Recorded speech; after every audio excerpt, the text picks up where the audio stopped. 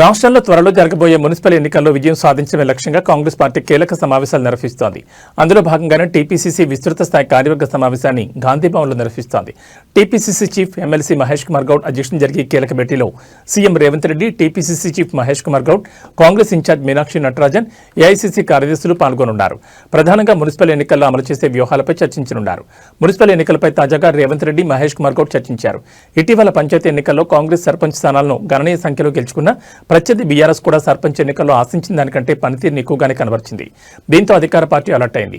Municipal ఎన్నికల్లో అలాంటి అవకాశాలను ప్రత్యర్థి పార్టీలకు ఇవ్వకుండా అన్ని మున్సిపాలిటీలను క్లీన్ స్వీప్ చేయాలన్న లక్ష్యంతో ప్రణాళికలు రచిస్తోంది.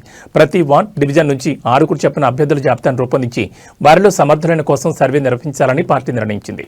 అలాగే కేంద్ర ప్రభుత్వం ఉపాధి హామీ పథకం పేరు మార్చిన తీరుపై చర్చించే అవకాశం ఉందని పార్టీ వర్గాలు తెలిపాయి.